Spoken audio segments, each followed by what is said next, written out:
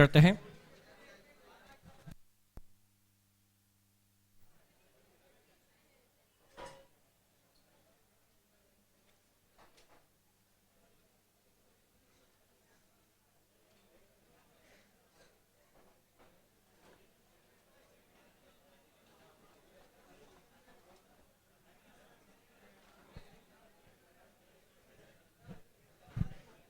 Budget में अब क्या क्या बचा है वो देख लेते हैं। बजट के जो रिमेनिंग पार्ट है इसमें फर्स्ट होगा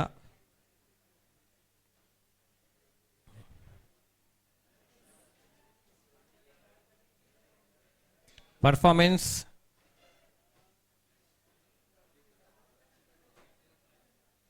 बजट या report,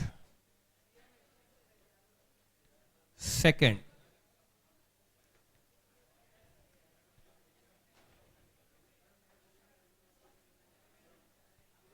budget ratio,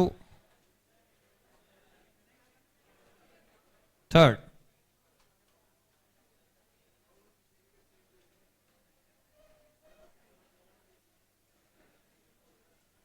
responsibility accounting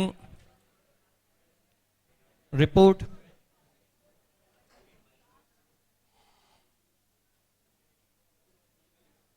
ये तीन मेन पॉइंट है।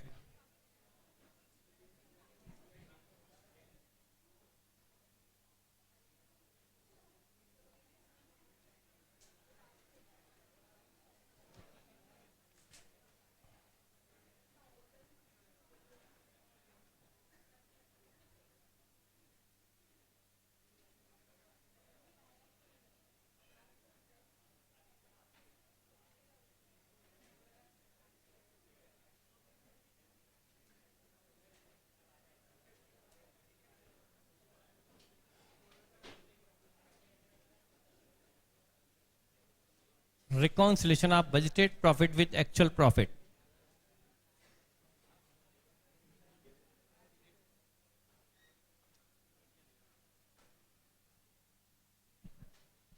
ये पाठ हमें पढ़ना है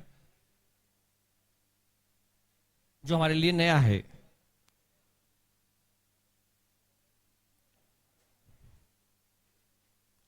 इसको समरी रिपोर्ट भी कह सकते हैं।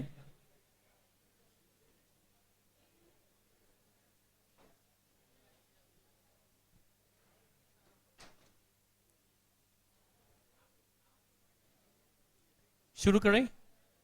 नोट कर लिया आप लोगों ने?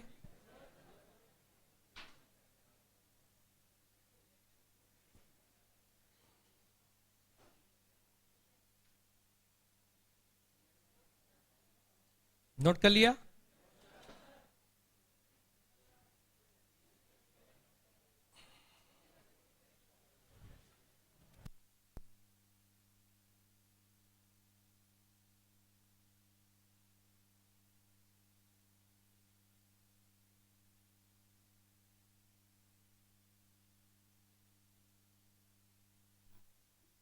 क्या आप इतनी देर लगाओगे तो मैं भी थोड़ा जमा जमा के लिखता ना। मैंने जल्दी में लिखा उसका क्या फायदा हुआ? मैं तो यहाँ आइडल खड़ा हुआ हूं। मेरी राइटिंग इतनी खराब है नहीं, वो तो मैं जल्दी में लिखता हूं। क्या हटा दूं अब? अब देखिए, सबसे पहले एक पॉइंट जो ज्यादा लॉजिकल तो नहीं है, मतलब ज्यादा उसको हम बहुत लॉजिक से क्लियर नहीं कर सकते, लेकिन फॉर्मूले हैं और उसको मैं थोड़ा रटना पड़ेगा, और वो है बजट रेशियो। सबसे पहले देख लेते हैं budget ratios.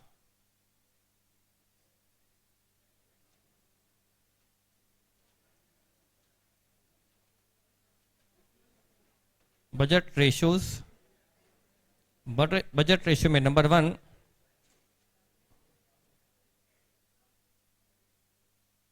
Capacity ratio,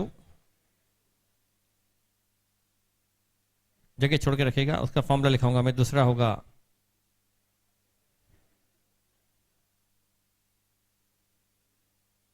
efficiency ratio, और तीसरा रेशो होगा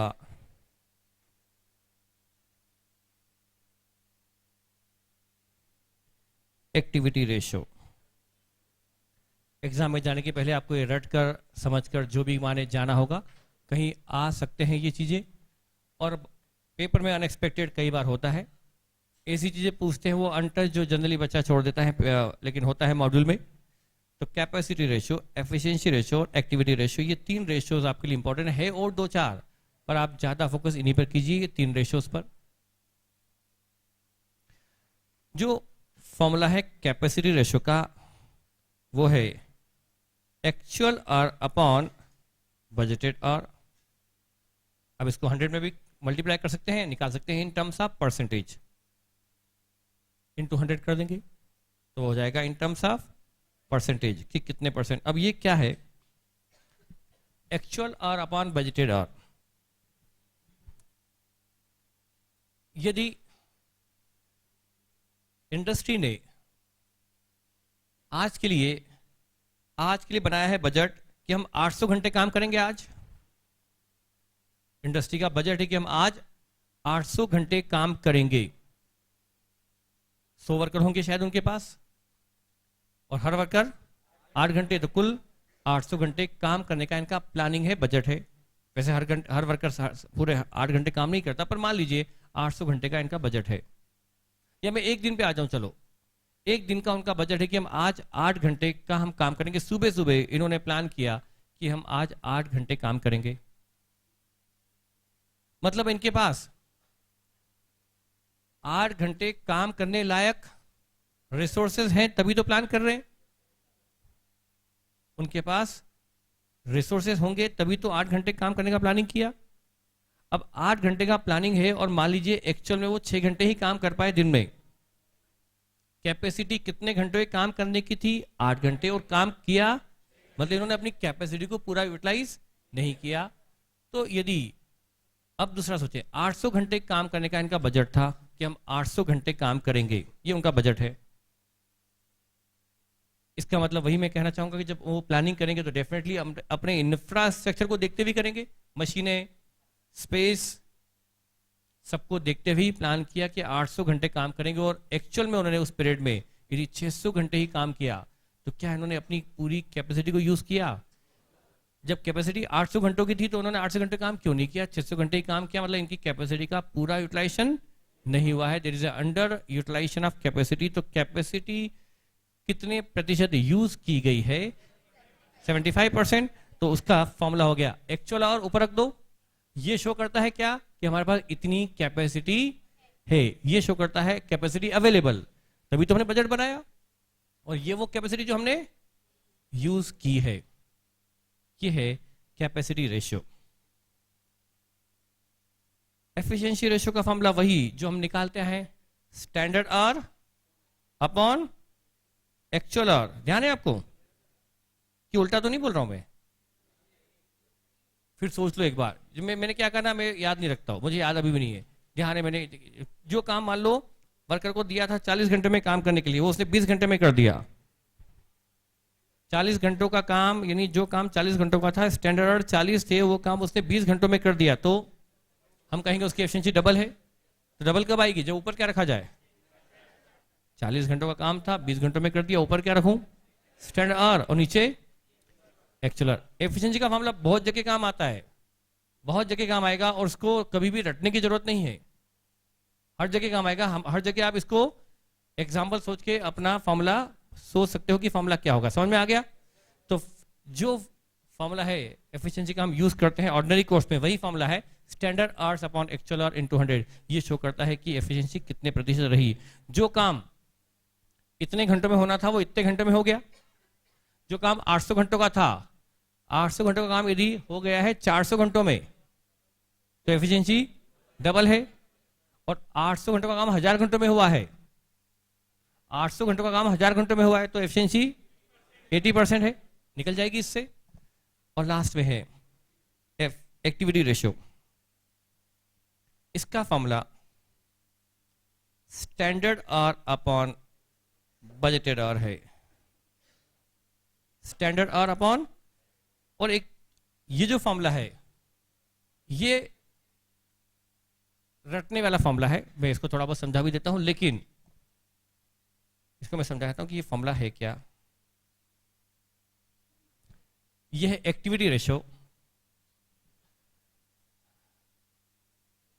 इतने घंटे काम करने का सोचा था, ये तो था इतने घंटे का सोचा था, इतने घंटे का सोचा था और इतने घंटे काम हुआ, और ये शो करता है इतने घंटे का सोचा था और इतने घंटे का काम हुआ। नहीं समझ में आया? बताता हूं मैं, कितने घंटे काम हुआ और कितने घंटे का काम हुआ। का मतलब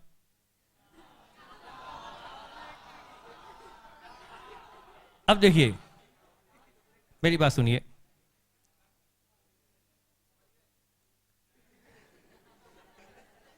वो पेन नीचे गिर गया, ये भी मुश्किल में है। चलिए अब देखिए,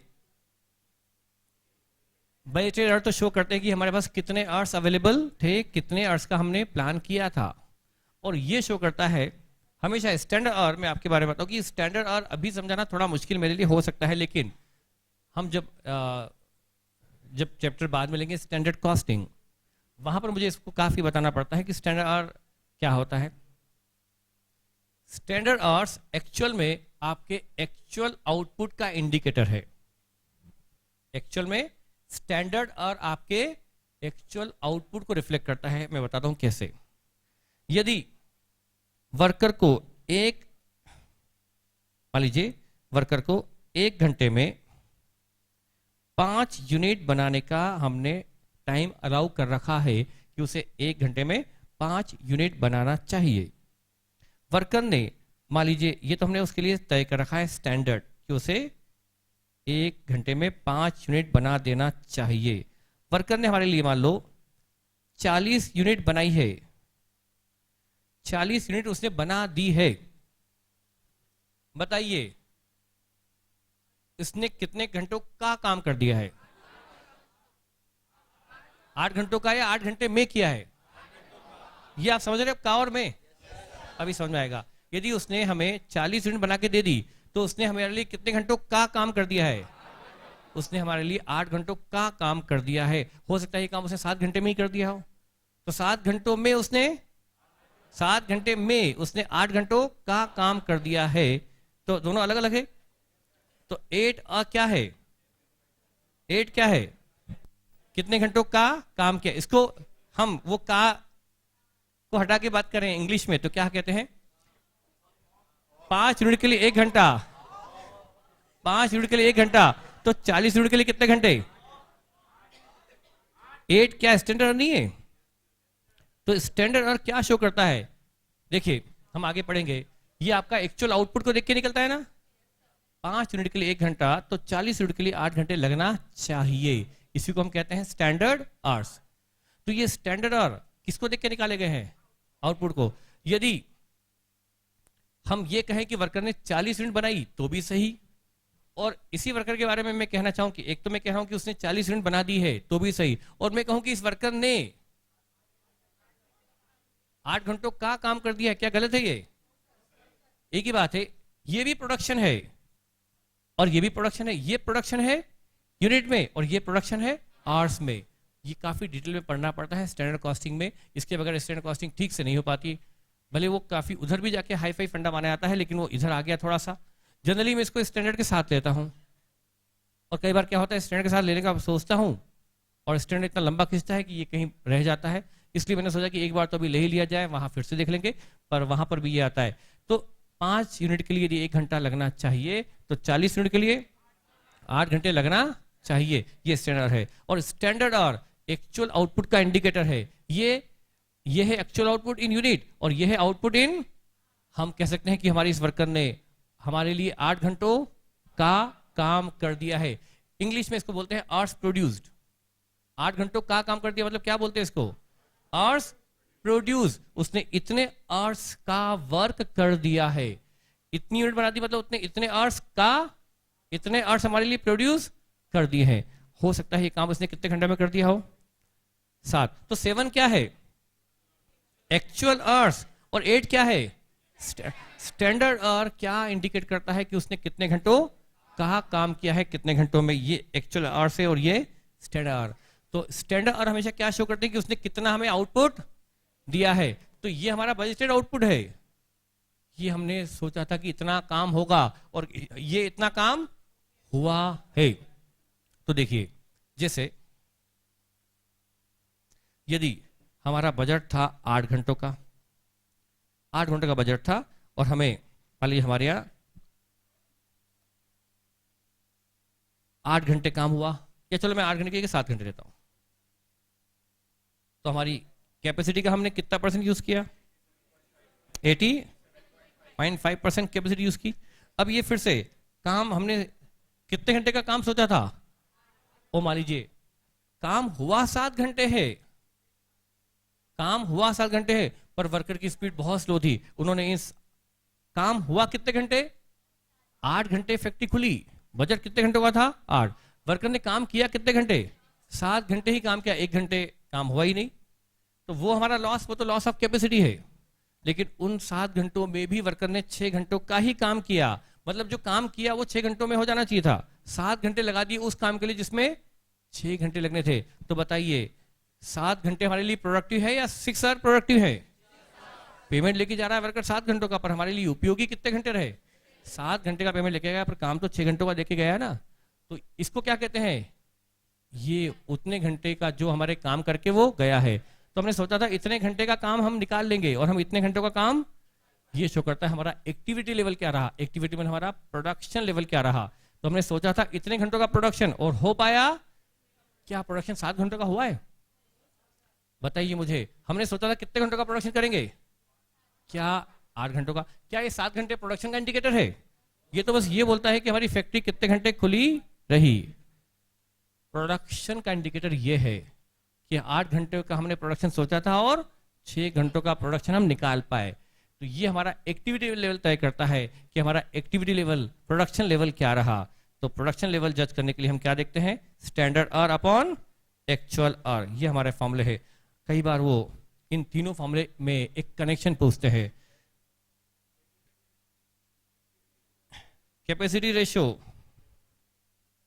मल्टीप्लाई बाय एफिशिएंसी रेशियो करोगे तो क्या आ जाएगा? एक्टिविटी आएगा कि नहीं आएगा? कैसे आएगा जरा चेक करो। Actual our upon budgeted our into standard hour upon, तो क्या बचेगा? एक्चुअल आवर से एक्चुअल आवर क्रॉस हो जाएंगे तो क्या बचेगा? Standard hour upon capacity ratio को मल्टीप्लाई किया जाए एफिशिएंसी रेशियो से, तो एक्टिविटी रेशियो मिल जाता है। आप कभी इसका फॉर्मूला भूल जाए तो याद रह जाएगा फॉर्मूला। इसका कैसे याद रह जाएगा? कि इन दोनों का फॉर्मूला याद रह जाएगा ना, इन दोनों का गुणा कर दिया तो इसका फॉर्मूला आ जाता है। ये 3 रेशियोज हैं, capacity ratio, efficiency ratio, activity ratio. ये आपको 3 फॉर्मूले रटने, समझने, जो भी मान ले करने पड़ेंगे। और कई बार उन्होंने मतलब क्वेश्चन आया है कि बताइए इसमें कनेक्शन क्या है, वो कनेक्शन इसी तरह से इंडिकेट करना है। आगे बढ़े, आगे बढ़े। चलिए अब एक काम करते हैं, जब इतना समझा है तो इस पर एक क्वेश्चन कर लें छोटा सा, उसके बाद हम आगे बढ़ेंगे। इस पर नोट्स में ही क्वेश्चन है लेकिन वो होमवर्क में होगा।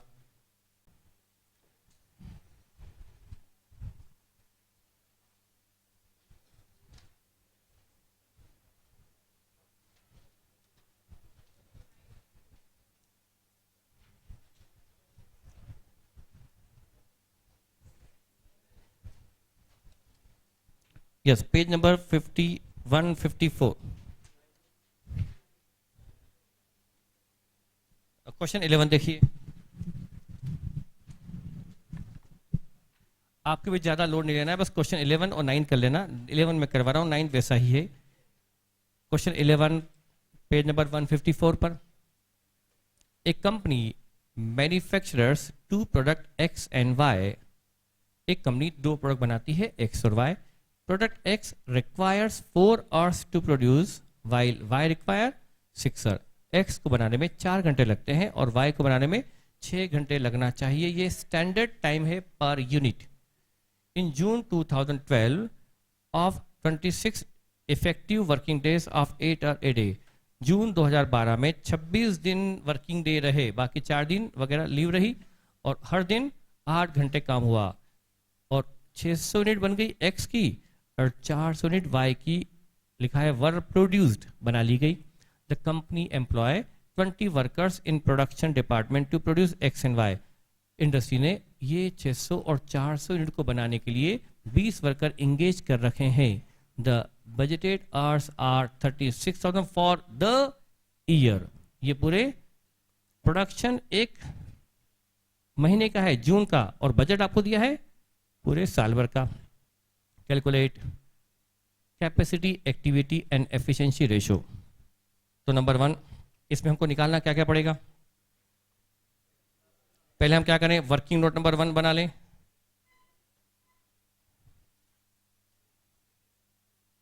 Calculation of hours number 1, calculation hours for June, calculation of hours for जून 2012, जून 2012। सबसे पहले चाहिए budgeted hours, 36,000 divide by 12 months, ये आ गए 3,000 आवर्स, ये आ गए बजटेड आवर्स। एग्जाम में ऐसा ना हो कि जल्दबाजी में आपने पूरे ईयर के ले लिए, क्योंकि हमें जो आउटपुट वगैरह दिया वो सिर्फ जून का है, तो बजट भी सिर्फ 1 महीने का लेकर चलना पड़ेगा, वो है। दूसरा हमको चाहिए स्टैंडर्ड आवर्स चाहिए। स्टैंडर्ड आवर मतलब जो हमारा एक्चुअल आउटपुट रहा है उसमें कितने आवर्स लगने थे, का मतलब क्या होता है, hours required for actual output में जितने घंटे लगना चाहिए थे। एक्स प्रोडक्ट है एक्स और वाई, इसकी यूनिट्स 600 है, यूनिट्स प्रोड्यूस्ड 600 और 400 units. Standard labour our per unit, इसके लिए 4, इसके लिए टोटल स्टैंडर्ड लेबर आवर 2400 और 2400 मिलाकर ये हो गए 4800 लेबर आवर, ये आ गए स्टैंडर्ड लेबर आवर। जो एक्चुअल आउटपुट रहा है उसके लिए वर्कर को कितने घंटे लेना चाहिए थे, यही है स्टैंडर्ड आवर्स। थर्ड है एक्चुअल आवर्स निकालने पड़ेंगे, एक्चुअल आवर्स भी निकालने पड़ेंगे। कितने घंटे जून महीने में एक्चुअल में कितने घंटे काम हुआ, 26 दिन, हर दिन 8 आवर्स पर डे, कितने घंटे आए, 208 घंटे काम हुआ बाय 1 वर्कर। ये घंटे आए सिर्फ एक वर्कर के, और ये ऊपर जो काम किया ये 20 वर्कर ने किया ना, और ये घंटे तो एक वर्कर के आए, तो इसमें किसका गुणा करूं, ये एक वर्कर कितने into 20 workers equal to 4160 hours, ये आ गया एक्चुअल।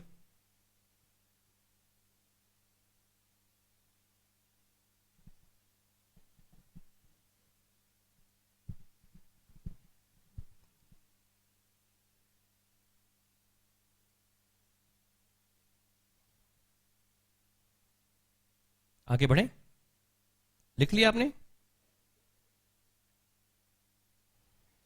हाँ, अब नंबर 1 रेशो, अब आंसर स्टार्ट हुआ है, capacity ratio.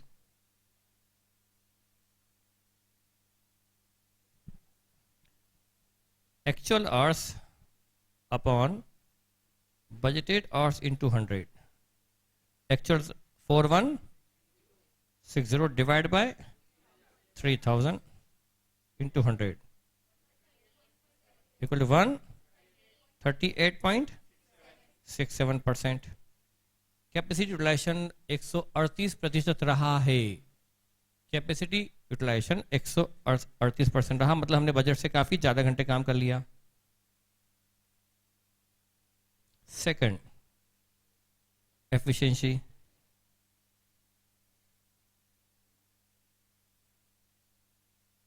Standard R upon actual R into 100।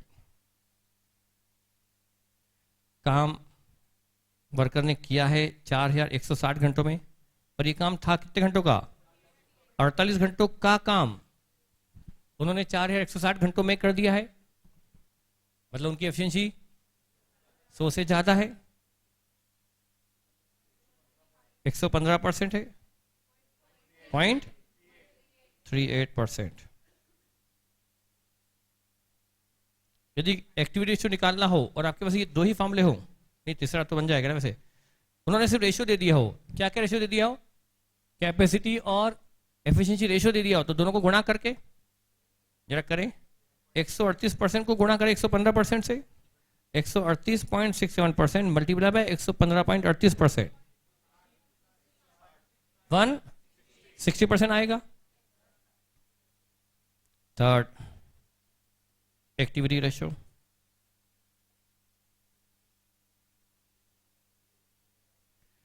Formula क्या होगा? Standard R. स्टैंडर्ड आर किसका इंडिकेटर है? एक्चुअल आउटपुट का। और बजटेड आर किसका इंडिकेटर है? बजटेड आउटपुट का। इतना उत्पादन सोचा था और इतना उत्पादन हुआ है, तो हमारी एक्टिविटी लेवल क्या रही? एक्टिविटी मतलब इंडस्ट्री के लिए एक्टिविटी मतलब प्रोडक्शन होता है। एक्टिविटी इंडस्ट्री के लिए एक्टिविटी मतलब प्रोडक्शन, सेल डिपार्टमेंट के लिए एक्टिविटी मतलब यूनिट सोल्ड, एचआर डिपार्टमेंट के लिए एक्टिविटी मतलब कितने वर्कर आकर हमारे यहाँ, है ना, लेबर टर्नओवर।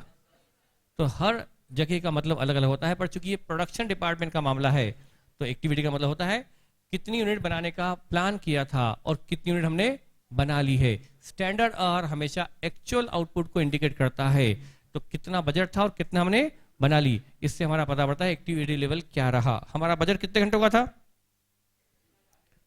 3000 घंटों का काम करेंगे और हमने काम 48 घंटों का कर लिया। 160% प्रोडक्शन हुआ हमारा बजट से। बजट था 3000 घंटों का ही काम करेंगे और 48 घंटों का काम हमने कर लिया है। 160% हमारा एक्टिविटी लेवल सोचा था 100%, रहा 160%। उत्पादन हमारा 60% ज्यादा रहा बजट से, इसी को कहते हैं हमारी एक्टिविटी लेवल हाई रही।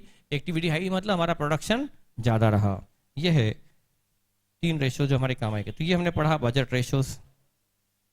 इसके बाद हम पढ़ेंगे responsibility accounting report.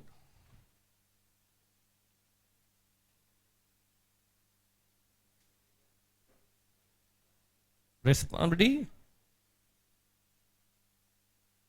Accounting report पढ़ेंगे।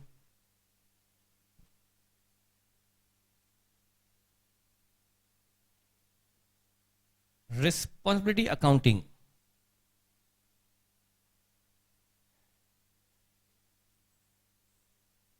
Industry cost control point of view से कॉस्ट सेंटर बना देती है। आप जानते हैं प्रॉपर एडमिनिस्ट्रेशन के लिए अलग अलग डिवीजन होते हैं, अलग अलग डिपार्टमेंट होते हैं, और वो डिपार्टमेंट के मैनेजर को कुछ एक्सपेंसेस करने का राइट होता है। कुछ खर्चे उनके अधिकार क्षेत्र में आते हैं, उनके डिस्क्रिप्शन में आते हैं, उनके डिसीजन मेकिंग में आते हैं, उनके पावर में आते हैं। तो कंपनी अपने एक्सपेंसेस पर कंट्रोल रखने के लिए, अपनी कॉस्ट को कंट्रोल रखने के लिए, खर्चों पर नियंत्रण के लिए क्या करती है? अलग अलग रिस्पॉन्सिबिलिटी सेंटर बना देती है। मतलब आप ये मानिए कि हर डिपार्टमेंट एक सेंटर है। अब बाद में वो रिपोर्ट मंगाती है कि ये मैनेजर, इसके अधिकार क्षेत्र में इतनी कॉस्ट आती थी, इसके डिसीजन मेकिंग पर, इसके पावर में ये खर्चे थे। अब देखते हैं कि इसके अधिकार क्षेत्र में, इसके डिसीजन मेकिंग पावर में जो जो खर्चे थे उनका क्या तो था बजट और क्या उनका रहा एक्चुअल। फॉर एग्जाम्पल कोई भी कॉस्ट बजट से ऊपर लगे तो बात किससे करें? भाई बजट से ऊपर कॉस्ट चली गई तो किसी न किसी से बात करनी पड़ेगी ना, ताकि अगले साल ये कॉस्ट ज्यादा, एक क्वेश्चन तो करेंगे, किसी से रिपोर्ट तो मांगेंगे कि ये खर्चे ज्यादा क्यों हुए, तो वो उसका रिस्पॉन्सिबल पर्सन ढूंढना पड़ेगा और फिर उससे पूछेंगे कि भाई ये खर्चा ज्यादा क्यों हुआ, तो उसकी एक रिपोर्ट बनती है। एक रिपोर्ट जाती है, यदि मिस्टर ए है, मिस्टर ए के अधिकार क्षेत्र में कुछ कॉस्ट आती है कुछ नहीं, तो हम मिस्टर ए से उन्हीं कॉस्ट का जवाब मांगेंगे, उन्हीं खर्चों का जवाब मांगेंगे जो उनके अधिकार क्षेत्र में आती है, जो उनके डिसीजन पर डिपेंड करती है, जो उनके पावर में है। जो उनके पावर में नहीं है उसके लिए उनसे क्वेश्चन करने का सवाल ही नहीं उठता।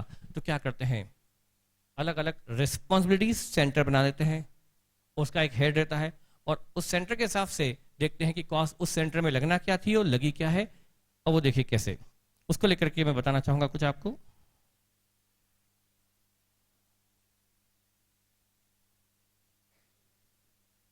यदि हम एक एग्जांपल ही लेके चल रहे हैं, कंपनी में शेयर होल्डर्स होते हैं, ऑनर्स, और इनको ये रिपोर्ट किससे मांगेंगे? ये रिपोर्ट मांगेंगे किससे? डायरेक्टर से।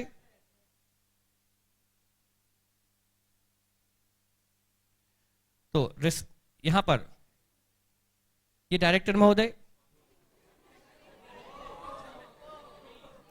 इतने सारे बाल, यहां तो गायब है बाल, उसके तो बहुत सारे बाल हैं। मैनेजिंग डायरेक्टर ये रिपोर्ट करता है शेयर होल्डर को। हम शुरुआत तो कह रहे यहीं से करना चाहिए, पर मैनेजिंग डायरेक्टर वो पर्सन होता है जिसको सभी लोग रिपोर्ट करते हैं। मैं रिपोर्टिंग की बात कर रहा हूं, कौन किसको रिपोर्ट करता है, फिर उसके बाद में आऊंगा रिस्पॉन्सिबिलिटी अकाउंटिंग पर। रिपोर्टिंग से शुरू कर रहा हूं। मैनेजिंग डायरेक्टर वो पर्सन होता है, एमडी, जिसको सारी बाकी लोग रिपोर्ट करते हैं। अब ये एक एग्जाम्पल है, अब सीधा हुआ ये। अब देखिए इसको कौन कौन लोग रिपोर्ट करते हैं, उसका हम बना रहे हैं डायग्राम कि इसको रिपोर्ट कौन कौन करता है। तो इसको डायरेक्टर प्रोडक्शन,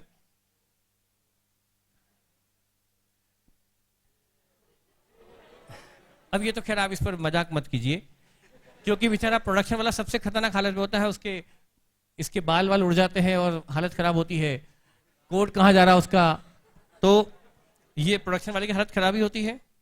एक डायरेक्टर मार्केटिंग, और मार्केटिंग वाला तो बड़ा स्मार्ट बंदा होता है। ये मेरा फोटोग्राफ लगा है, ये डायरेक्टर मार्केटिंग है। और डायरेक्टर फाइनेंस जो आप हैं, सीए, सूट बूट में एकदम सोवर पर्सन, बाल सफेद, सीए करते करते बाल सफेद हो ही जाते हैं। तो ये डायरेक्टर फाइनेंस, गिनते के बाल सफेद है मेरे, गिन लेना। डाई नहीं करता हूं, ये भी आपको बता दूं, लोग जलन करते, मैं क्या करूं।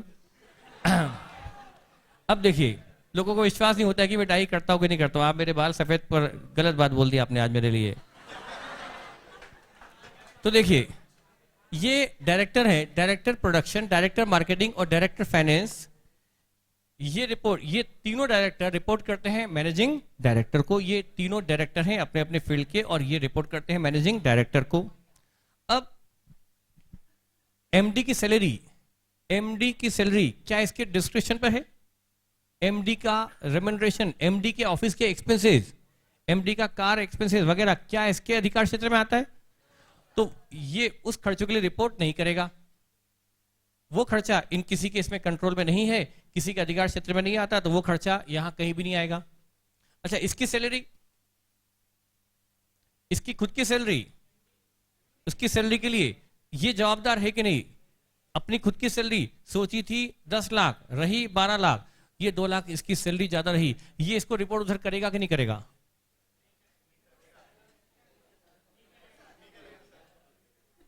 इसकी सैलरी का बजट था ₹10 लाख, पर सैलरी दी गई एक्चुअल में 12 लाख, 2 लाख रुपीज की सैलरी ज्यादा रही। ये जो एक्स्ट्रा सैलरी रही वो इसको रिपोर्ट ये करेगा नहीं करेगा? क्या ये सैलरी का डिसीजन इसका था? अपनी खुद की सैलरी थोड़ा डिसाइड करता है, तो वो इसकी खुद की सैलरी भी इसके अधिकार क्षेत्र में नहीं आती, इसके डिस्क्रिप्शन में नहीं आती, तो उसके लिए ये खुद रिस्पॉन्सिबल नहीं है। हाँ, लेकिन इसके स्टाफ की सैलरी, इस डिपार्टमेंट में जो स्टाफ होगा, इसके अंदर जो एम्प्लॉय काम करते होंगे, उनकी सैलरी तो ये डिसाइड करता है ना, वो सब रिपोर्ट वो करेगा इसको। तो जो इसके अधिकार क्षेत्र में नहीं आती वो आप इसकी रिपोर्ट में इंक्लूड नहीं करोगे। तो क्या क्या हम, और इसके अलावा कई बार क्या होता है, कॉमन एक्सपेंसेस इनको अलोकेट कर देते हैं। जैसे रेंट पूरी फैक्ट्री का है, पूरे एरिया का रेंट है, रेंट का कुछ पार्ट इसको अलोकेट किया गया, कुछ इसको किया गया, कुछ इसको किया गया। क्या रेंट प्रीमाइसेस का डिसीजन इन लोगों का है? तो उसके लिए अलोकेटेड कॉस्ट के लिए भी ये रिस्पॉन्सिबल नहीं होते। सिर्फ वही कॉस्ट जो इनके डिसीजन पर इनकर होती है, इनके कहने पर, इनके अधिकार क्षेत्र में आती है, इनके हाँ कहने पर लगती है, ना कहने पर नहीं लगती, वही कॉस्ट इनके अधिकार क्षेत्र में आती है, वही रिपोर्ट करेंगे। अब जैसे ये रिपोर्ट करेगा उसको, ये तो हमने देख लिया। अब डायरेक्टर प्रोडक्शन है, इसमें मैंने ज्यादा नहीं लिया, बस एग्जांपल के तौर पर है कि डायरेक्टर प्रोडक्शन है, ये परचेज मैनेजर को भी यही हैंडल करता है, इसके अंडर में आता है परचेज मैनेजर। परचेज मैनेजर इसको रिपोर्ट करता है। और एक है प्रोडक्शन मैनेजर, एक है प्रोडक्शन मैनेजर, ये कच्चा माल खरीदता है, ये मैनेजर है कच्चे माल खरीदने के लिए, परचेज डिपार्टमेंट का मैनेजर, और ये प्रोडक्शन डिपार्टमेंट का मैनेजर। ये दोनों किसके अधिकार क्षेत्र में आते हैं? ये दोनों किसको रिपोर्ट करेंगे? ये रिपोर्ट करेंगे किसको? इसको। अब यहां पर हम क्या करेंगे, एक रिस्पॉन्सिबिलिटी अकाउंटिंग रिपोर्ट जब बनाएंगे तो जो जो कॉस्ट इनके अधिकार क्षेत्र में आती है, जो जो कॉस्ट इनके अधिकार क्षेत्र में आती है, ये अपनी रिपोर्ट देंगे इसको, और ये रिपोर्ट देगा इनको। तो इसकी रिपोर्ट में ये भी इंक्लूड होंगे कि नहीं होंगे? इनकी कॉस्ट बढ़ने के लिए भी अल्टीमेटली तो ये जवाबदार है। तो हम क्या करेंगे, इसके लिए रिपोर्ट बनाएंगे तो उसमें इन दोनों के खर्चे इंक्लूड करेंगे, और इसकी रिपोर्ट बनाएंगे सिर्फ इसकी, तो इसमें सिर्फ इसके खर्चे रिकॉर्ड करेंगे। तो क्वेश्चन यदि पूछता है prepare responsibility accounting report for production manager, production director नहीं, प्रोडक्शन मैनेजर, तो सिर्फ इसके खर्चे, कौन कौन से खर्चे इसके अधिकार क्षेत्र में आते हैं, उनका क्या बजट था, उनका क्या एक्चुअल रहा, और क्या उसमें डिफरेंस रहा, ये एक रिपोर्ट जाएगी। प्रोडक्शन मैनेजर इसको देगा, और फिर ये अपनी रिपोर्ट में इसका इंक्लूड करके उधर सबमिट करेगा।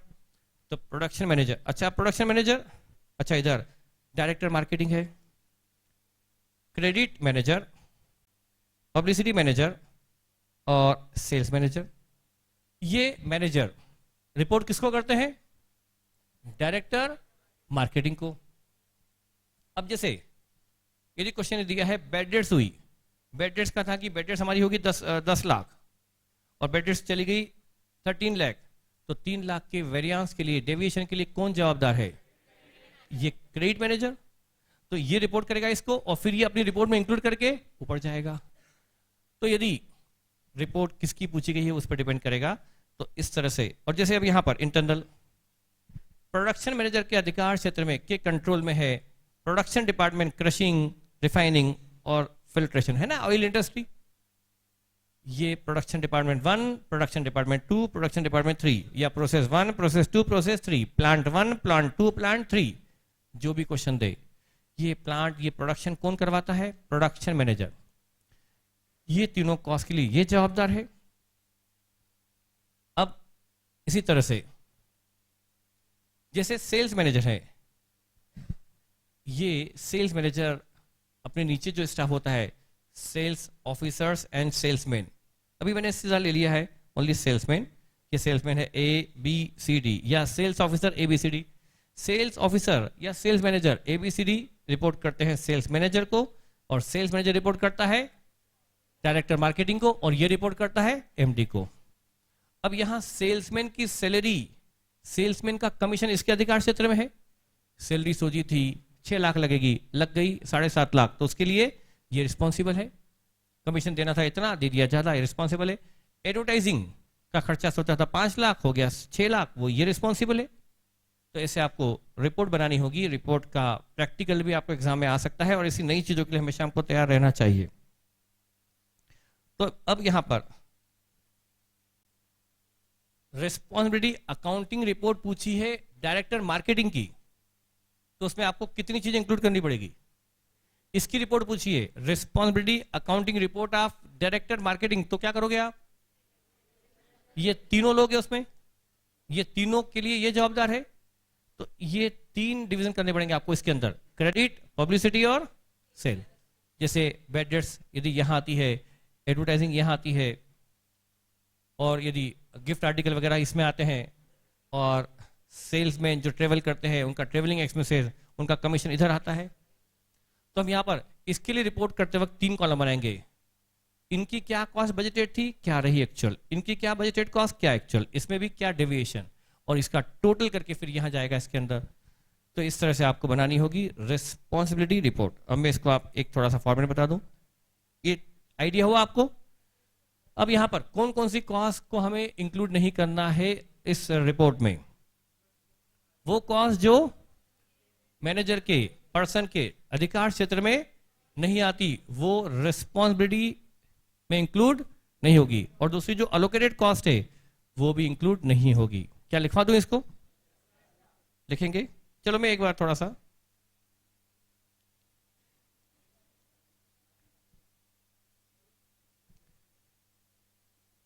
जैसे मैं बताना चाहता हूं, जैसे क्वेश्चन में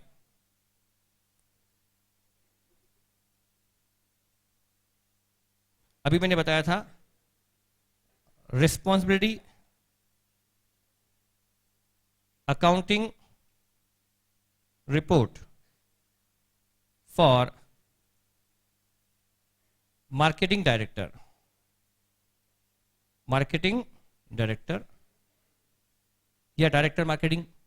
यदि इसकी रिपोर्ट जानी है तो इसके अंडर में जैसे मैंने कहा था, एक आ रहा है क्रेडिट मैनेजर, एक आ रहा है सेल्स मैनेजर, एक आ रहा है पब्लिसिटी मैनेजर।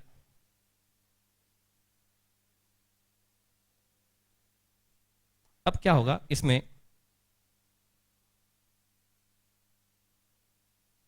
यहां पर है बजट, यहां हो जाएगा एक्चुअल, और यहां वेरिएंस। मतलब डिफरेंस क्या रहा, डिफरेंस को बोलते हैं वेरिएंस या डेविएशन। यदि जैसे मैंने कहा बैड डेट्स, बैड डेट्स सोची थी कि 20,000 होगी, हुई 26,000, तो 6,000 की बैड डेट्स ज्यादा रही, तो ये क्या रहा, एडवर्स।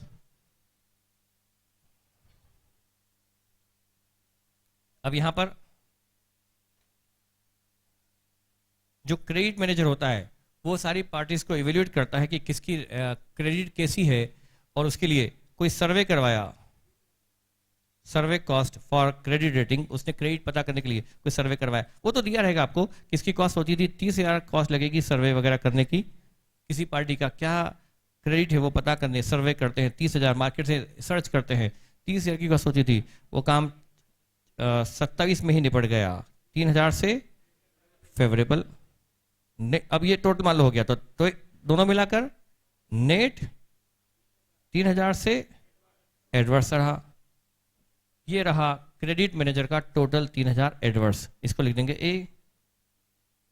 अब ऐसे सेल्स मैनेजर, जैसे सेल्समैन सैलरीज, सेल्समैन सैलरी सोची थी 80,000 सैलरी लगेगी, पर हमें सर्कमस्टेंसेस ये थी कि सैलरी 90 में अपॉइंट करने पड़े, 10,000 एडवर्स हो गया। सेल्समैन कमीशन सोचा था देना पड़ेगा 50,000, कॉम्प्रोमाइज हमने करा, एडजस्टमेंट कुछ किया, वो 42 में ही निपट गया, 8,000 फेवरेबल, दोनों मिलाकर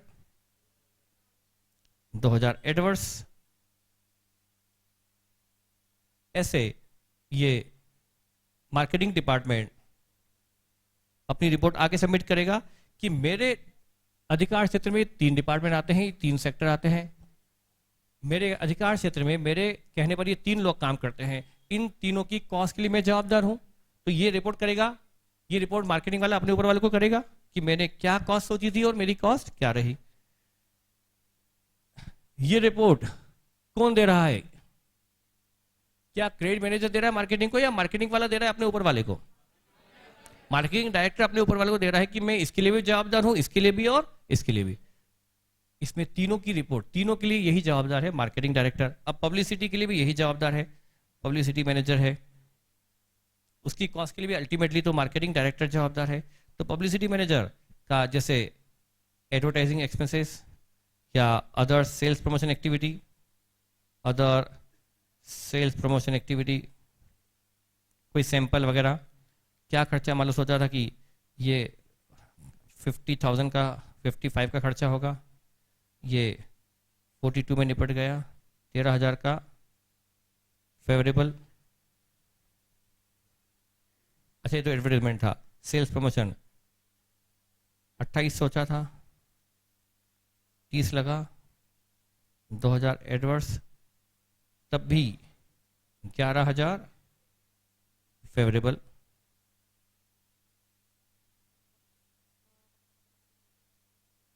बस अब क्या करेंगे, अब ये रिपोर्ट में टोटल बताएगा अपना कि मेरा टोटल ये सारे कॉस्ट किसके कंट्रोल में थी? मार्केटिंग, क्योंकि मार्केटिंग डायरेक्टर जो है मार्केटिंग वाला, वो इन तीनों का काम देखता है। तो ये लोग काम करते हैं उसके कहने पर, तो अल्टीमेटली ये सारी कॉस्ट इनके, ये कॉस्ट किसके अधिकार क्षेत्र में है? Credit manager. और क्रेडिट मैनेजर के लिए जवाबदार कौन है? Marketing director.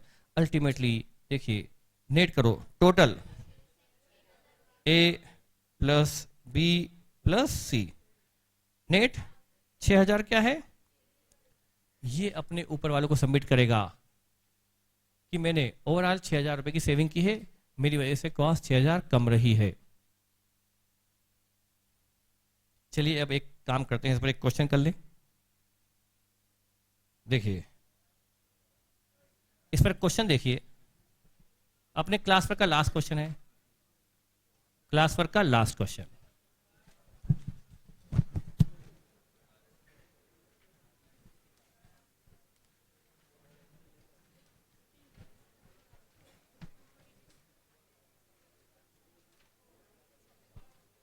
क्वेश्चन 15,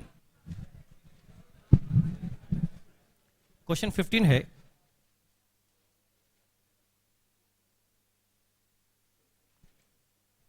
क्वेश्चन 15 में nice fit manufacturers readymade garments by simple process of cutting the cloth in various shapes and then sewing the corresponding pieces together to form the finish product. ये कपड़ा cut करते हैं और उसको stitch करते हैं और ये कोई रेडीमेड गारमेंट्स प्रोड्यूस करते हैं। तो ये रेडीमेड गारमेंट्स का प्रोडक्शन है, इनका शर्ट्स या ट्राउजर जो भी हो। जो स्विंग डिपार्टमेंट है और कटिंग डिपार्टमेंट है, ये रिपोर्ट करते हैं किसको? स्विंग और कटिंग, ये दो प्रोडक्शन डिपार्टमेंट है जो रिपोर्ट करते हैं प्रोडक्शन मैनेजर को, who along with engineering manager report to director manufacturing. इसका मतलब डायरेक्टर मैन्युफैक्चरिंग को रिपोर्ट आती है किस किस से? प्रोडक्शन मैनेजर और इंजीनियरिंग मैनेजर। और प्रोडक्शन मैनेजर को रिपोर्ट आती है दो प्रोडक्शन कटिंग और स्विंग डिपार्टमेंट से। सेल्स मैनेजर, फिर लिखा है sales manager, publicity manager and credit manager report to the director marketing, who along with director manufacturing report to MD. सबसे ऊपर कौन हुआ? एमडी। एमडी को रिपोर्ट कौन कौन करता है? डायरेक्टर मैन्युफैक्चरिंग या प्रोडक्शन, क्या लिखा है? डायरेक्टर मैन्युफैक्चरिंग, बात वैसे एक ही है, डायरेक्टर मैन्युफैक्चरिंग। और एक ये डायरेक्टर मार्केटिंग।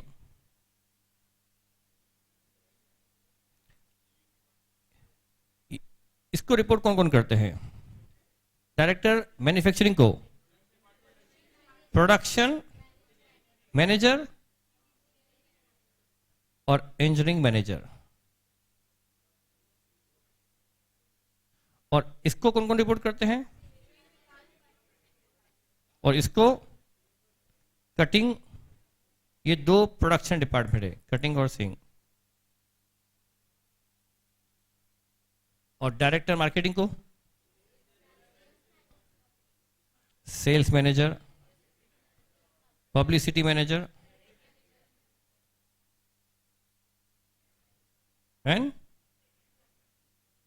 ये रिपोर्ट करते हैं इसको। ये दिया हुआ है अपने को। अब देखते हैं यदि उन्होंने इसकी रिपोर्ट पूछी है तो ये सारी चीज उसमें आएगी, और यदि इसकी रिपोर्ट पूछी है तो ये तीनों इसमें आएंगे। यदि सिर्फ उन्होंने इसका पूछा है, सिर्फ इसका पूछा है, तो इसमें सिर्फ इन दोनों को लेंगे। क्या समझ में आया आपको? फिर से बता दो एक बार। यदि आपको सिर्फ प्रोडक्शन मैनेजर की रिपोर्ट बनानी है तो सिर्फ कौन कौन से डिपार्टमेंट की कॉस्ट लोगे आप? कटिंग और स्विंग। और यदि आपको डायरेक्टर की रिपोर्ट बनानी है, डायरेक्टर मैन्युफैक्चरिंग, तो उसमें इन दोनों की रिपोर्ट जोड़ के इसमें आओगे और इन दोनों की रिपोर्ट जोड़कर इधर जाएगा। करेक्ट? यदि इसके लिए रिपोर्ट बनाने की, ये रिपोर्ट किसको सबमिट करेगा? ये रिपोर्ट किसको सबमिट करेगा? इसकी रिस्पॉन्सिबिलिटी रिपोर्ट बनानी है। ये किसके लिए रिस्पॉन्सिबल है? एमडी के लिए। तो इसकी रिपोर्ट में ये भी आएगा और ये भी आएगा। और यदि इसकी रिपोर्ट बनानी है तो ये तीनों आएंगे। रिपोर्ट वो जो अपनी हायर अथॉरिटी को सबमिट की जाती है। तो देखते हैं क्वेश्चन ने क्या पूछा है हमसे। लिखा है the account department report the following for the last quarter of 2012।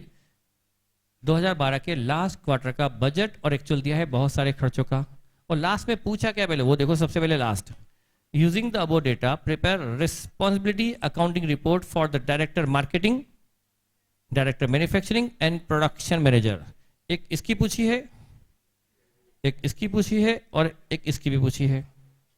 तो हम पहले इसकी जब बनाएंगे तो इसमें सिर्फ कटिंग और स्टिचिंग का खर्चे लेंगे, बजट और एक्चुअल, और वो एक रिपोर्ट तैयार कर लेंगे कि ये इसके लिए ये रिस्पॉन्सिबल है अपने हायर अथॉरिटी इसके लिए।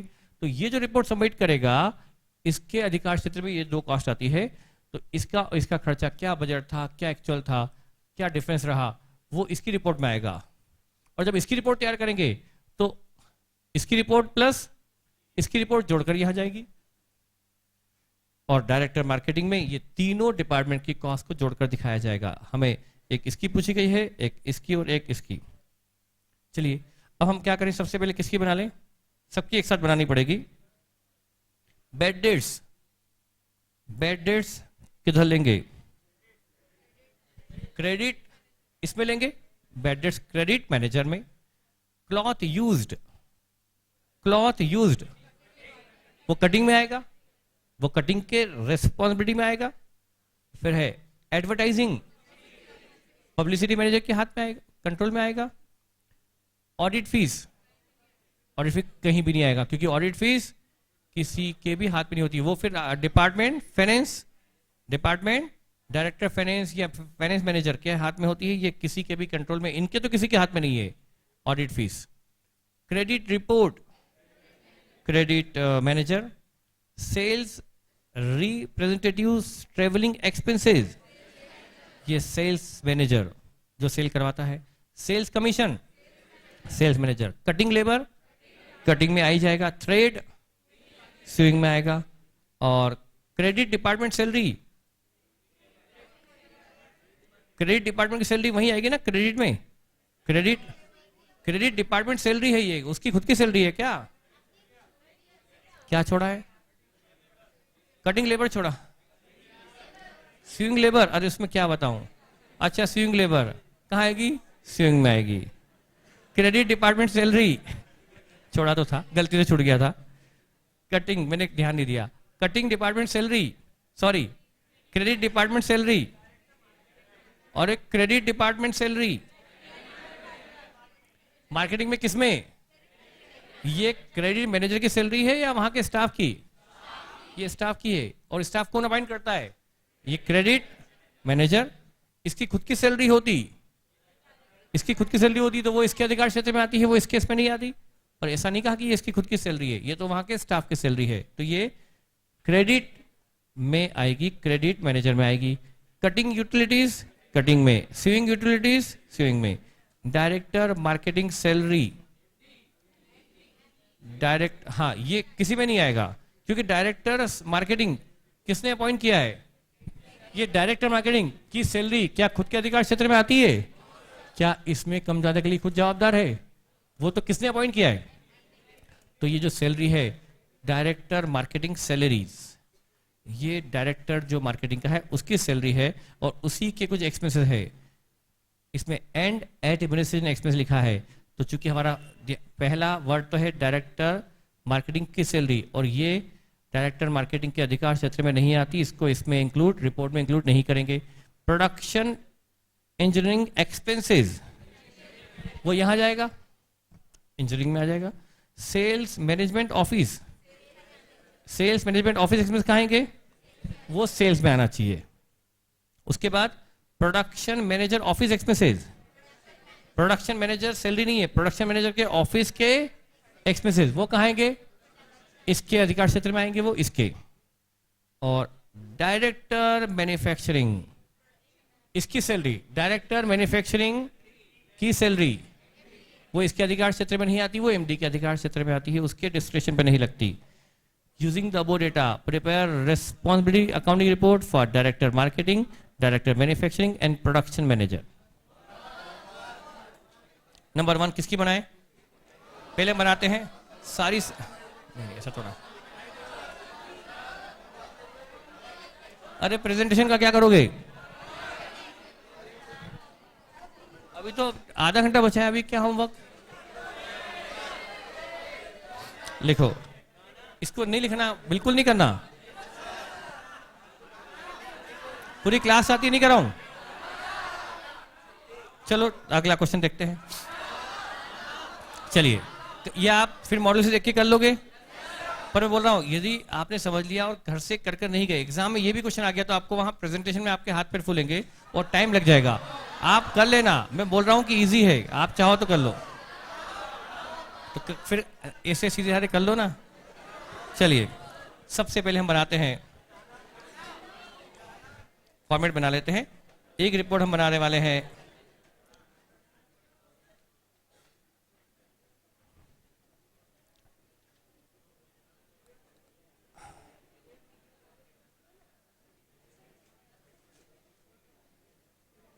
Responsibility accounting report. अब हेडिंग डाल दिया, बार बार हेडिंग डाल नहीं पाएंगे, यहां पर सबसे पहला इसमें नंबर 1 ले लेते हैं। एक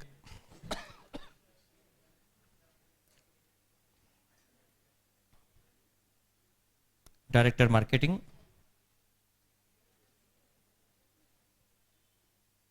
डायरेक्टर मार्केटिंग जो रिस्पॉन्सिबल है अपने ऊपर वाले के लिए, वो अपने नीचे जो जो उसके डिस्क्रिप्शन में है उन सब की रिपोर्ट करेगा।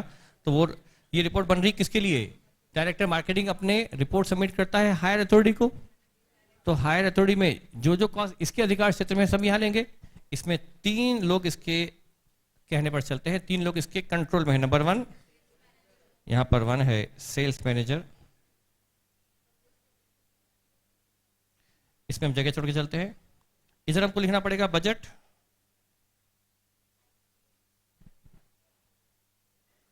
एक्चुअल और वेरिएंस। इसमें जो जो कॉस्ट आएगी हम लिखेंगे बाद में, कि अभी लिख दें वो बाद में लिखेंगे, अभी तो फॉर्मेट है। फिर जो जो इसमें कुछ होगा ये टोटल कर देते हैं यहां पर।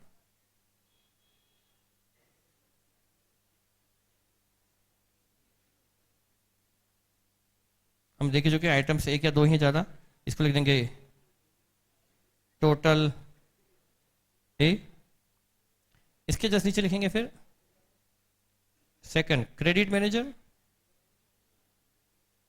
क्रेडिट मैनेजर, इसमें भी 2-3 चीजें हैं।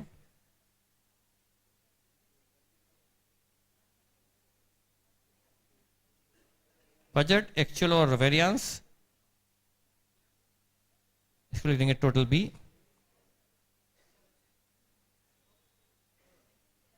इसके बाद थर्ड क्या था? पब्लिसिटी मैनेजर, पब्लिसिटी मैनेजर है थर्ड, इसमें कुछ खर्चे होंगे एडवर्टाइजिंग वगैरह के, वो टोटल यहां जाएंगे। बजट, एक्चुअल और वेरिएंस, फिर नीचे होगा टोटल। ये तो हुआ टोटल सी। और एक अदर भी हो सकता है, जो खर्चे इन तीनों में नहीं आ रहे, अदर्स भी, पर शायद अदर है नहीं, तीन के अलावा कुछ खर्चे और हुए तो अदर्स में आ जाएंगे। जो खर्चे है इसके डिस्क्रिप्शन पर इन तीनों एक्टिविटी में नहीं आ रहे, कुछ और हैं, जैसे इसके अपने खुद के ऑफिस एक्सपेंस भी तो होंगे। किसके?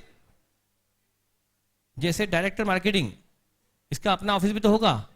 इसके अपने ऑफिस के एक्सपेंस यदि होते तो वो हम यहां लेते हैं, वो अलग से आते कि नहीं आते? अभी तो सिर्फ कौन से खर्चे आ रहे हैं? जो इसके अंडर में आने वाले तीन डिपार्टमेंट तो आ गए, पर खुद भी तो काम करता है, खुद का भी स्टाफ होगा, खुद की भी खर्चे होंगे, वो अभी नहीं आए, पर ठीक है, ये हो जाए ए प्लस बी प्लस सी।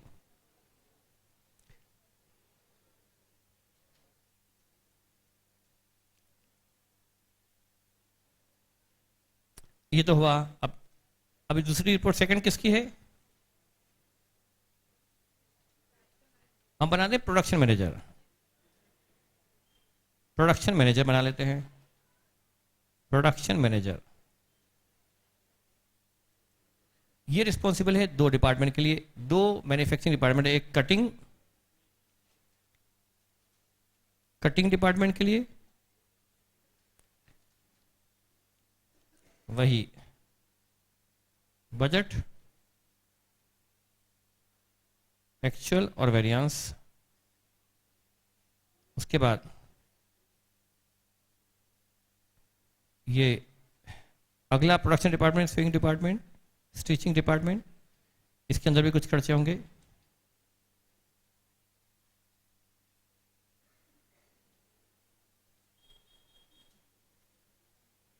और इसके अलावा इसके खुद के भी कुछ खर्चे हो सकते हैं।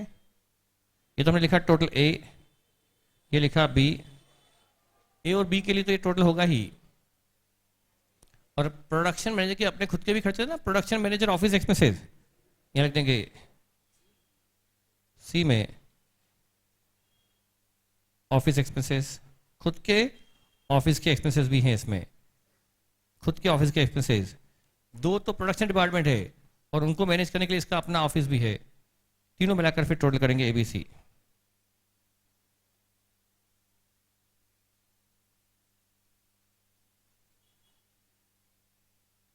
Total of ABC, total A plus B plus C. अब ये जो टोटल है,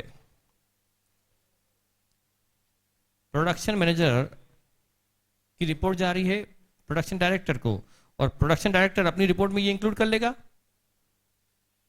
अब बनेगा थर्ड,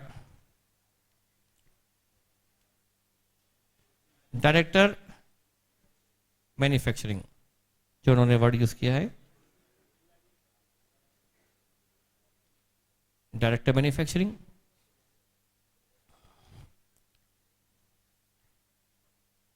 ये अपनी रिपोर्ट में किसकी रिपोर्ट सबमिट करेगा? इसमें वन किसकी रिपोर्ट? प्रोडक्शन मैनेजर की रिपोर्ट सबमिट करेगा, इंक्लूड करेगा। एक तो प्रोडक्शन मैनेजर की रिपोर्ट का टोटल इंक्लूड कर लेगा। किसी को ब्रेकअप देखना है तो ऊपर ब्रेकअप है ही सही। और किस किस के लिए जवाबदार है ये सेकंड इंजीनियरिंग मैनेजर। क्या इसके अपने खुद के भी खर्चे हैं? इसके खुद के भी ऑफिस एक्सपेंस होते हैं डायरेक्टर मैन्युफैक्चरिंग के, तो वो भी लेना है, पर वो नहीं है। नहीं तो हम थर्ड पार्ट में वो भी ले सकते थे। चलो लिख तो देते हैं, होंगे तो लिख देंगे ओन ऑफिस एक्सपेंसेस या ऑफिस एक्सपेंसेस, इसके अपने खुद के office expenses.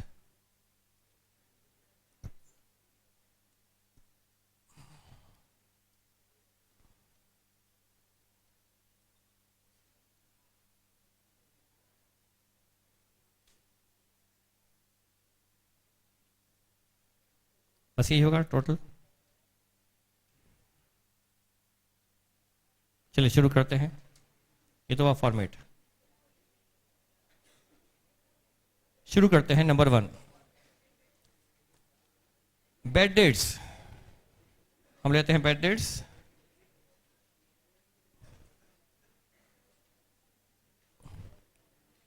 Bad debts credit manager.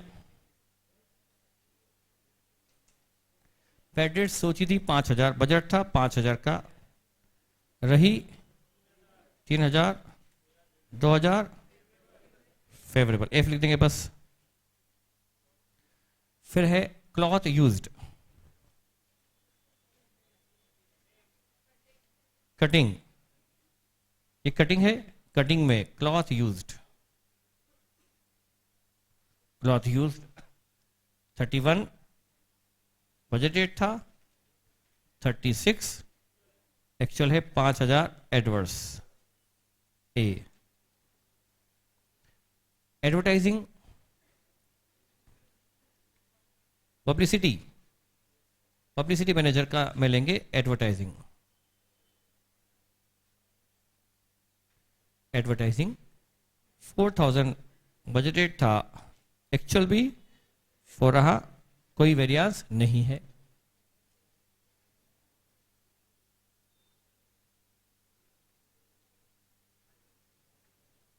उसके बाद ऑडिट फीस का नीचे नोट लगा देंगे, it is not under decision power of any of above director, किसी भी पर्सन की रिस्पॉन्सिबिलिटी में ये ऑडिट फीस नहीं आती। लास्ट में लिख देंगे क्रेडिट रिपोर्ट, क्रेडिट रिपोर्ट लेंगे क्रेडिट मैनेजर, क्रेडिट रिपोर्ट ये है 1200, रही 1050, 150 से फेवरेबल।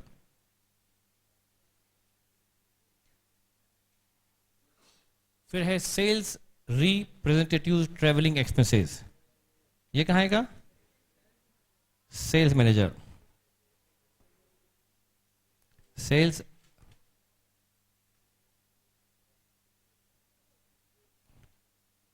ट्रेवलिंग एक्सपेंसेस, बजट था 9,000 का, एक्चुअल में 10,200 रहे, 1200 एडवर्स। इसके बाद सेल्स कमीशन भी इसी में आ जाएगा, सेल्स कमीशन भी सेल्स मैनेजर, कमीशन 7,000 रहा भी 7,000, आउटर में 0। फिर कटिंग लेबर, डेफिनेटली कटिंग में कटिंग,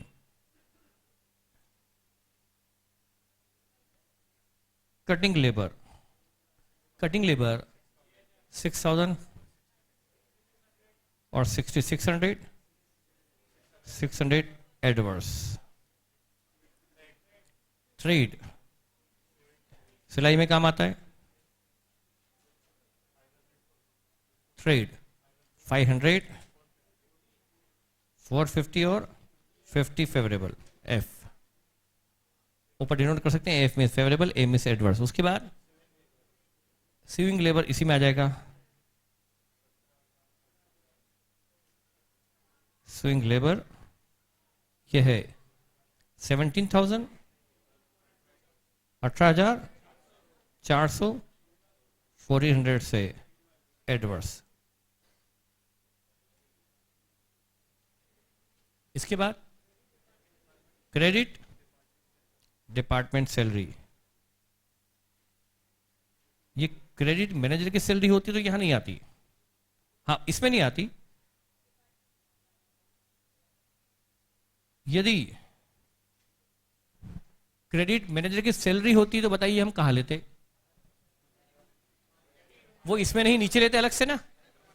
क्रेडिट मैनेजर की सैलरी, उसके लिए ये मैनेजर रिस्पॉन्सिबल, लेकिन एमडी तो रिस्पॉन्सिबल है ना, डायरेक्टर तो रिस्पॉन्सिबल है, ये मैनेजर जवाबदार नहीं है अपनी सैलरी के लिए, लेकिन इसके ऊपर डायरेक्टर तो, और ये हम रिपोर्ट किसकी बना रहे हैं? मेरी बात समझ रहे हैं? क्रेडिट मैनेजर की सैलरी होती तो हम यहां नहीं लेते, लेकिन यहां तो लेते ना नीचे। वो उसके लिए ये रिस्पॉन्सिबल नहीं, लेकिन ये तो रिस्पॉन्सिबल है, तो इसकी रिपोर्ट में तो आती, पर वो इसकी इसमें इंक्लूड नहीं होती। तो ये क्या है? क्रेडिट डिपार्टमेंट सैलरी, वो कहाँ आएगी? क्रेडिट मैनेजर के कंट्रोल में है वो सैलरीज। ये सैलरी अदर स्टाफ की होगी खुद के अलावा। वो सैलरी कितनी है? 8,000 और 8,000 0। कटिंग, उसके बाद है कटिंग यूटिलिटीज। कटिंग में आएगा कटिंग यूटिलिटीज 800, 700, 100 से फेवरेबल। सीविंग यूटिलिटीज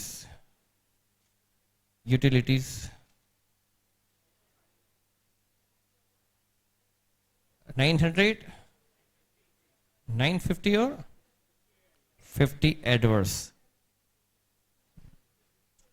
उसके बाद डायरेक्टर मार्केटिंग। डायरेक्टर मार्केटिंग इसमें लेते हैं ना अपन, इसमें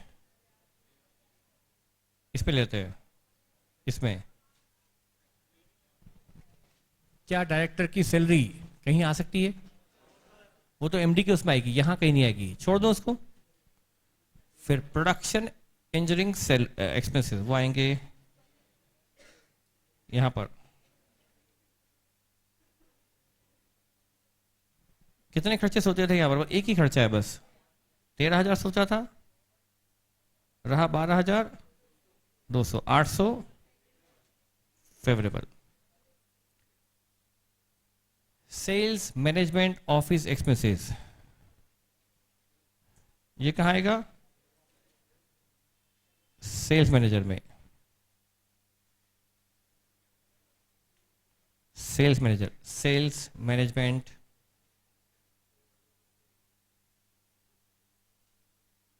ऑफिस एक्सपेंसेस। 16,000 सोचे थे, 15,700 रहे, 300 फेवरेबल रहे। प्रोडक्शन मैनेजर ऑफिस एक्सपेंसेस, क्या ये कटिंग का जवाबदारी है? न सीविंग की, लेकिन प्रोडक्शन मैनेजर की जवाबदारी तो है ना। ये उसकी सैलरी है, उसके expenses. Production manager office expense कहाँ आना चाहिए? आना चाहिए ना ऑफिस एक्सपेंस। कितने ऑफिस एक्सपेंस सोचे थे इसने 18,000 के खर्चे सोचे थे और 17,000 में इसने काम निपटा दिया, तो सेविंग की है 1,000 की। इसके लिए प्रोडक्शन मैनेजर रिस्पॉन्सिबल है अपने ऑफिस के खर्चों के लिए। फिर डायरेक्टर मैन्युफैक्चरिंग, डायरेक्टर मैन्युफैक्चरिंग की सैलरी कहीं भी नहीं आएगी बस। अब क्या करें? इसका टोटल करें, प्रोडक्शन का टोटल।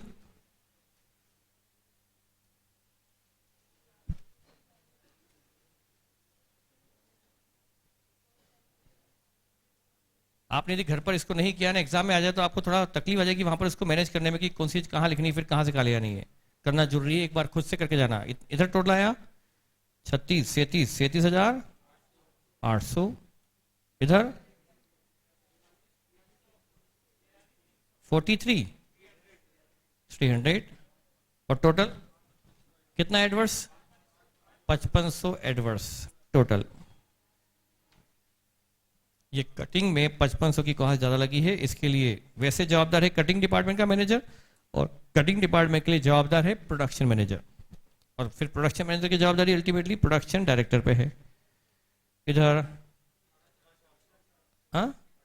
18,400, 19,800, 1,400 से एडवर्स। अब A plus B plus C इधर टोटल करना पड़ेगा।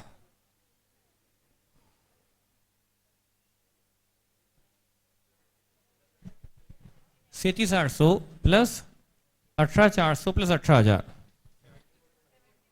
74,200 का टोटल बजट था, ये किसके अधिकार क्षेत्र में है?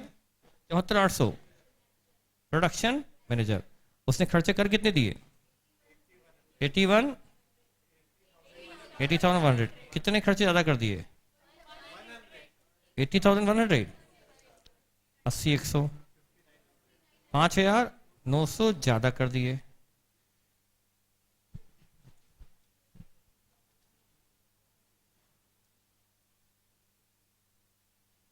अब ये जो हिसाब किताब है प्रोडक्शन मैनेजर का, वो इसकी रिपोर्ट में आ जाएगा एज इट इज। ये डायरेक्टर मैन्युफैक्चरिंग अपनी रिपोर्ट में प्रोडक्शन मैनेजर की रिपोर्ट इंक्लूड कर लेगा, सपोर्ट में लगा देगा प्रोडक्शन मैनेजर की रिपोर्ट, और वो लिखेगा कितना बजट था इधर? 74,200 का बजट था, 80,100 इसने खर्चा करा, 5,900 ज्यादा।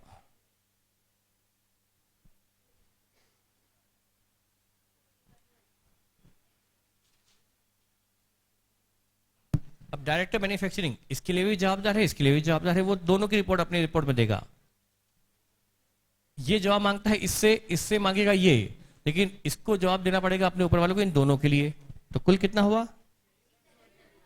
87,200, 92, 50, 100 एडवर्स।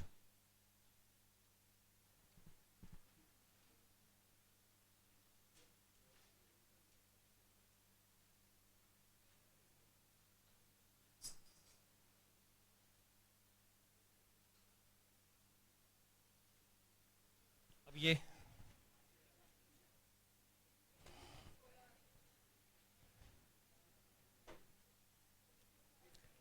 $32,000 और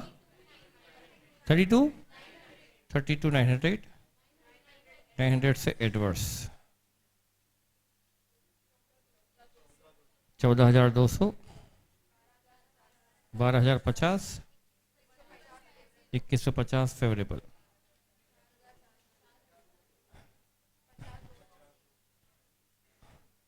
ये तो 4 ही है, टोटल भी 4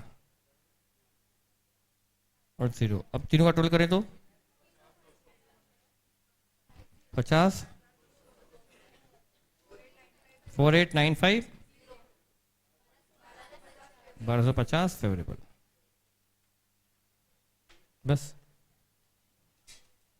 ये 3 रिपोर्ट है। अब नीचे क्या लिख देंगे? Note.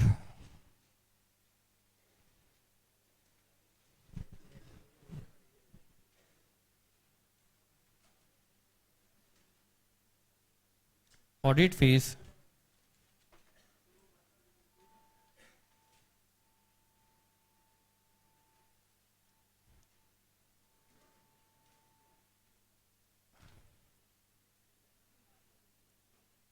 is under decision of Director Finance.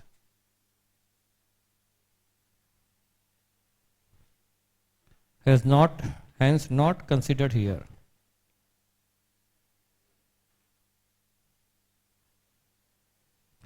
Audit fees को नहीं लिया। दूसरा,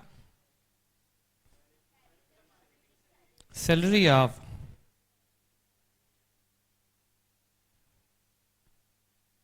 directors of marketing and manufacturing are under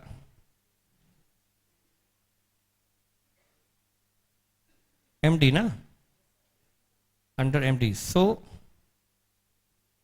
not considered here.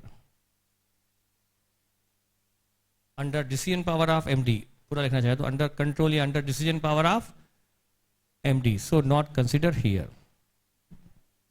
बस इतनी चीज थी। ये कोई भी क्वेश्चन आए तो आपको इसी प्रोफार्म में से सॉल्व करना है। रिस्पॉन्सिबिलिटी अकाउंटिंग रिपोर्ट का क्वेश्चन कभी भी आ सकता है मॉडल में, ये क्वेश्चन है। अब हम स्टार्ट करते हैं। अब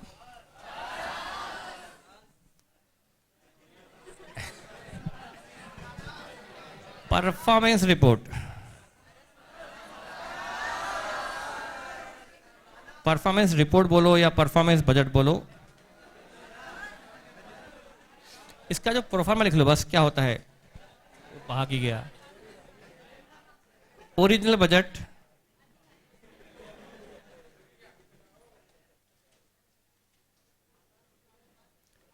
रिवाइज्ड बजट,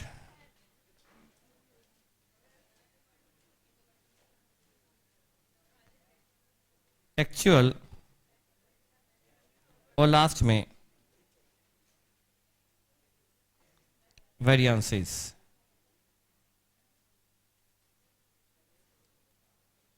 ये हमें 4 कॉलम बनाने, परफॉर्मेंस बजट कहा जाए या परफॉर्मेंस रिपोर्ट, कुछ भी कहा जाए, परफॉर्मेंस रिपोर्ट कहा जाए या परफॉर्मेंस बजट। इस पर मैंने एक दिन ध्यान है आपको क्वेश्चन छुड़वा दिया था, वो हमें करना है अब। तो यदि बजट दिया है मान लो 10,000 का,